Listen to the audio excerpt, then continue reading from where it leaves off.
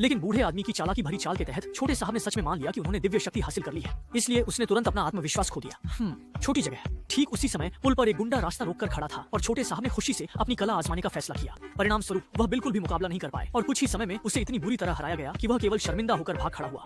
लेकिन छोटे साहब फिर भी निराश नहीं हुए। उन्होंने सोचा कि वह सिर्फ एक संयोग से मिले ताकतवर गुंडे थे और उन्हें समस्या की गंभीरता का एहसास नहीं हुआ। कुछ समय बाद उसने अचानक देखा कि कुछ गुंडे एक आम लड़की को लूट रहे हैं। इसलिए वह तुरंत आगे बढ़े और कुछ ही चालों में ही विरोधियों को काबू कर लिया।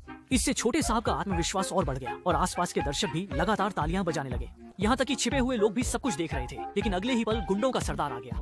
फौरन आगे बढ़कर उस बेखबर आदमी को पकड़ लिया और जोर से डांटने लगा।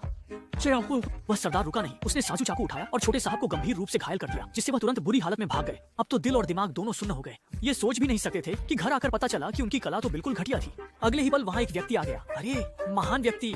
उसने छोटे साहब की हरकतों को देखा और पाया कि वह उसके स्वभाव के अनुकूल है। इसलिए उसने आदमी की आपत्ति की परवाह किए बिना उसे अपना शिष्य बना लिया। जब विरोध नहीं कर सके तो मजबूरी में आंखें मूंद कर इसे स्वीकार कर लेंगे। अच्छी बात यह थी कि लाओ बाई सचमुच एक असली और उच्च कोटि के 5 तत्वों के माहिर थे। उन्होंने छोटे साहब की स्थिति के अनुसार विशेष प्रशिक्षण दिया। हालांकि आदमी को बहुत पीड़ा हुई, लेकिन उसने अपने साथ हुए पुराने अत्याचारों को याद करके अपनी दृढ़ता के बल पर सब सहन किया। कुछ ही समय बाद बुजुर्ग बाई ने उसे बताया कि वह अब गुरु बनकर जा सकता है। बेहद खुश छोटे साहब तुरंत अमीर बूढ़े झांग के घर पहुंचे। लेकिन वह अमीर आदमी स्वाभाविक रूप से इस गरीब लड़के को पसंद नहीं करता था। मजबूरन छोटे साहब ने अपनी कला का थोड़ा प्रदर्शन किया और विरोध की परवाह की बिना छोटे साहब को लेकर छोटे मई के साथ भाग गए। बाद में उन्होंने एक युवा कुत्ता प्रशिक्षण केंद्र खोला। बाजार में कम प्रतिस्पर्धा के कारण उनका जीवन अच्छा चल रहा था, लेकिन यह ज्यादा समय तक नहीं चला। इसी तरह छोटी मई के सांप जैसे चालाक हाथों से चुनौती दी गई और एक पुरुष होने के नाते छोटे साहब इसे बिल्कुल भी बर्दाश्त नहीं कर सके। फिर वह बाहरी इलाके के कैंप में पहुंच गए, लेकिन शांकून ने बिल्कुल भी ईमानदारी नहीं दिखाई। ठीक उसी समय उनके साथियों ने उन पर हमला किया और वह तुरंत हार गए।